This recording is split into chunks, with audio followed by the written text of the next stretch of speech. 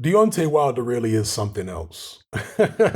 In this article here, it's talking about Deontay Wilder and the possibility of this Andy Ruiz fight. It quotes Wilder as saying, "The biggest thing for me and Andy is just location.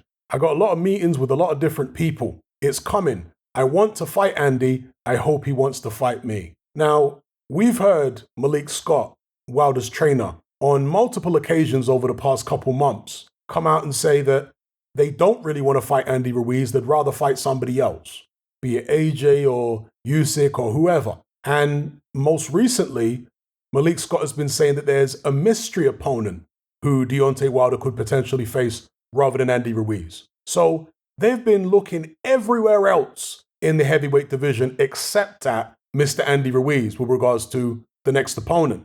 And then Wilder's got the audacity to say that he wants the fight and he hopes Andy does too. Andy's only been talking about the Wilder fight. He's literally been talking about nothing else. Yet Wilder's coming out with nonsense like this. And further on in the article, even more farcical comments from Wilder. He said, "Joshua doesn't want to fight me. It's plain and clear. I don't know why people keep asking about that." Now, I'm going to add a caveat here. I agree that Joshua doesn't want to fight Wilder next.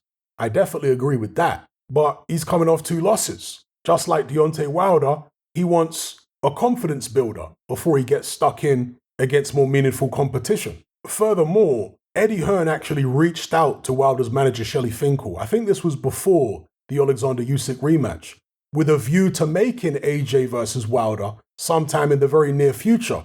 Shelly Finkel acknowledged this, and Deontay Wilder, farcically, laughably, actually attacked Eddie Hearn and said that, "Oh, you're just trying to sell AJ out, or you're just trying to cash him out now with trying to fight me. Shame on you." This is how Deontay Wilder reacted when he found out that Eddie Hearn had contacted Shelly Finkel. Okay, so this guy is all over the place. So I say that to give you this next quote from Deontay Wilder. He said, "Everyone should have known when the $50 million was offered to him, as in AJ, and he didn't take it. They should have known then that something fishy was about him. Even moving forwards, Joshua don't want to fight." Now, of course, Deontay Wilder wants people to forget the fact that this $50 million offer that was put to Anthony Joshua had the stipulation attached to it that he must agree within 24 hours. And also that he can't see a draft copy of any contract or any terms, proposed terms for the contract.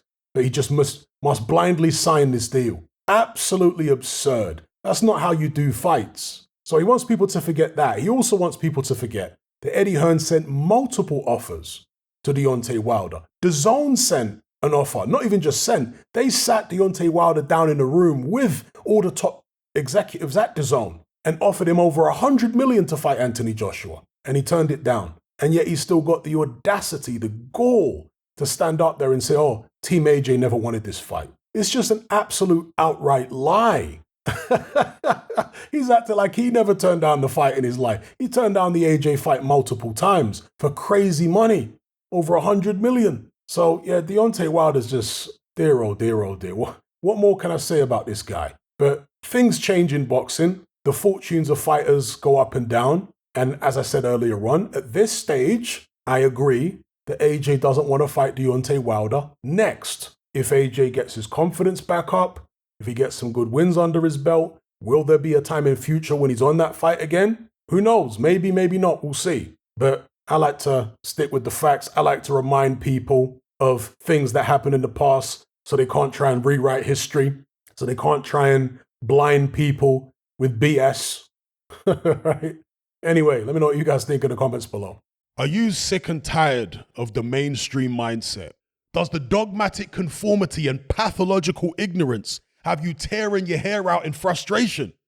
Then don't be alone. Come and join our brotherhood on Patreon. We stand as a beacon of reason against an army of insanity.